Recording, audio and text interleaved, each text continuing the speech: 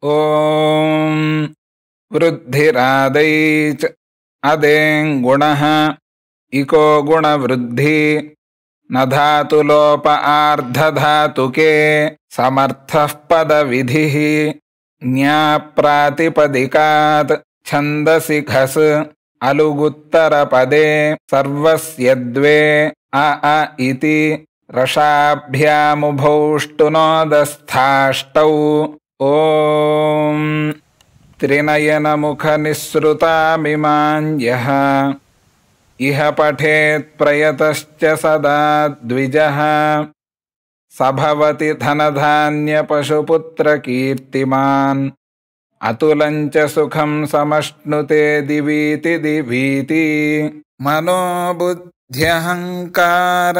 చిత్తాని నాహం న చ శ్రోత్రజిహ్వే న చ ఘ్రాణనేత్రే న చ వ్యోమభూమిర్న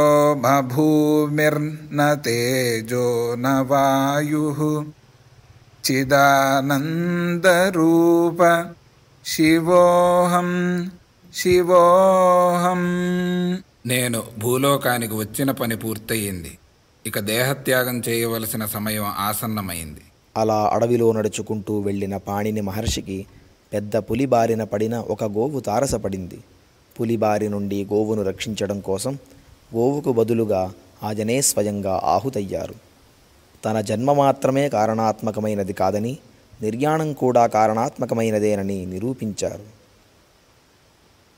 ఆ తరువాతి కాలంలో వరరుచి అనే పేరుతో ప్రసిద్ధి పొందిన కాత్యాయన మహర్షి సంస్కృత వ్యాకరణానికి ఉపయోగించే వార్తిక రచన చేసి మానవాళికి ఎంతగానో దోహదపడ్డారు. పాణిని వంటి మేధావి నభూతో నభవిష్యతి అని సాక్షాత్తు వ్యాసుల వారే కొనియాడారంటే ఆయన మేధాశక్తి ఎట్టిదో మనం గ్రహించవచ్చు. పాణిని మహర్షి రచించిన అష్టాధ్యాయి సూత్రాలు అత్యంత సంక్లిష్టమైన కోడింగ్ పద్ధతిలో ఉంటాయి.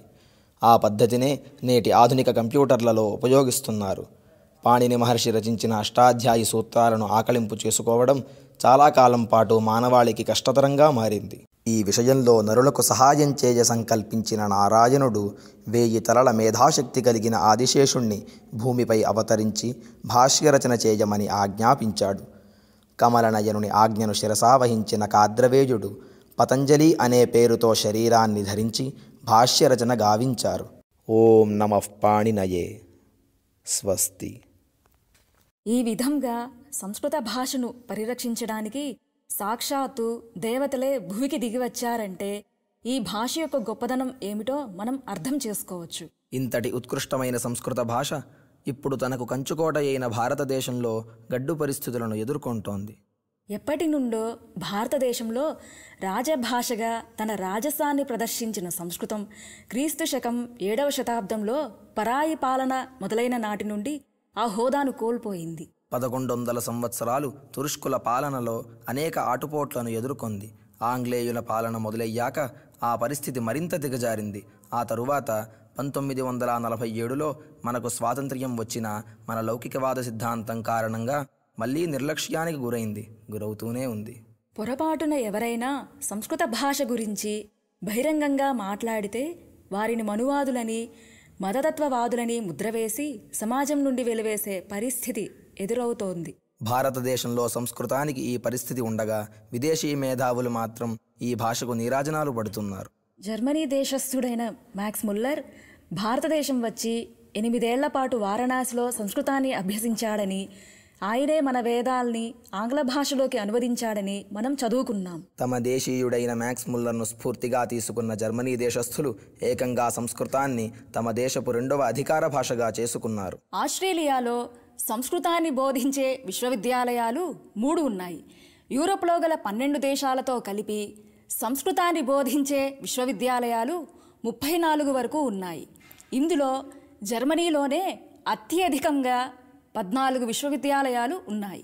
జపాన్లో క్యోటో యూనివర్సిటీలో సంస్కృతాన్ని బోధిస్తూ ఉండగా ఉత్తర అమెరికాలో 12 యూనివర్సిటీల్లో సంస్కృతాన్ని బోధిస్తున్నారు. ప్రపంచ దేశాలు మతాలకు అతీతంగా సంస్కృతాన్ని బోధిస్తూ ఉండగా భారతదేశంలో మాత్రం ఈ భాష అనేక ఒడిదుడుకుల్ని ఎదుర్కొంటోంది. దీనికి కారణం ఈ భాషకు మతముద్ర పడడమే.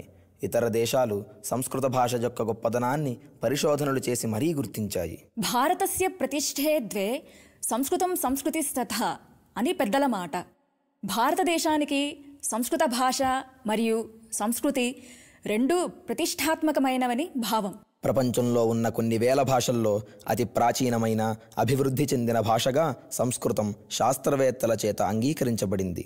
భారతీయులందరూ తప్పనిసరిగా సంస్కృత భాషను నేర్చుకోవాలని Balagangadhara Tilak, Mahatma Gandhi, Babu Rajendra Prasad, Swami Vivekananda, doctor Sarvepalli Radhakrishnan, doctor BR Ambedkar, Bharat Ratna APJ Abdul Kalam వంటి భారతీయ మేధావులు ప్రబోధించారు.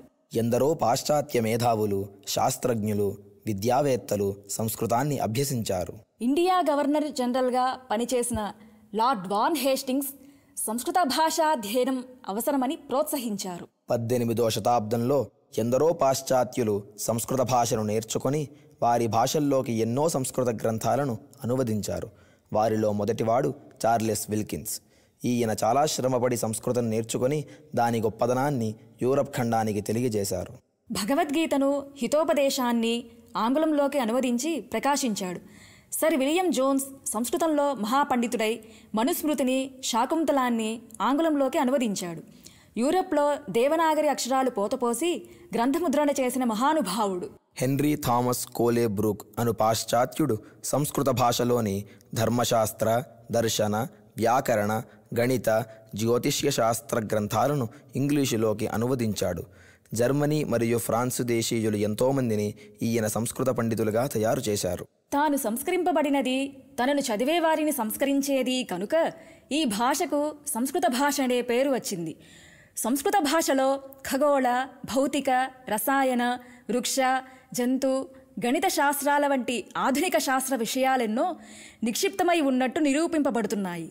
సంస్కృత గ్రంథాలను ఆంగ్లంలో చదివిన ఆంగ్లేయ పండితులు మళ్లీ జన్మ ఉంటే భారతదేశంలో పుట్టి ప్రత్యక్షంగా సంస్కృతం చదువుకోవాలని కోరుకున్నారంటే భారతీయులు ఎంత అదృష్టవంతులో చెప్పేదేముంది. అపారమైన సంస్కృత భాష సాహిత్యాల పరిచయం, అవగాహన నేటి సమాజానికి మరింత అవసరం. దానిలో కనీస పరిజ్ఞానం పిల్లలకు, పెద్దలకు ఉపయోగకరం. వేదం అంటే జ్ఞానం, శాస్త్రం అంటే శాసించేది, పురాణం అంటే నిత్య నూతనమైనది, కావ్యం అంటే మనోహరంగా సందేశాన్ని ఇచ్చేది, ఇతిహాసం అంటే జరిగిన దాన్ని యథాతథంగా అందించేది. ఇలా సాగే సంస్కృత భాషా సాహిత్యం కోట్లాది సంవత్సరాల మానవజాతి ప్రగతికి మణిదర్పణంలా వెలుగొందుతోంది. క్రీస్తుపూర్వం 4వ శతాబ్దం నాటి గ్రీకుల నుండి క్రీస్తు శకం 18, 19 శతాబ్దాల వరకు ఫ్రెంచ్, డచ్, పోర్చుగీసు, ఇంగ్లీష్ మొదలైన విదేశీ బృందాలు భారతదేశంపైకి దండయాత్రల రూపంలోనో వర్తక వాణిజ్యాల పేరుతోనో ప్రవేశించారు. దానికి కారణం ఊహాతీతమైన ధనసంపదే కాక అనంతమైన విజ్ఞానం, సంస్కృతి ఈ దేశంలో విలసిల్లటమే.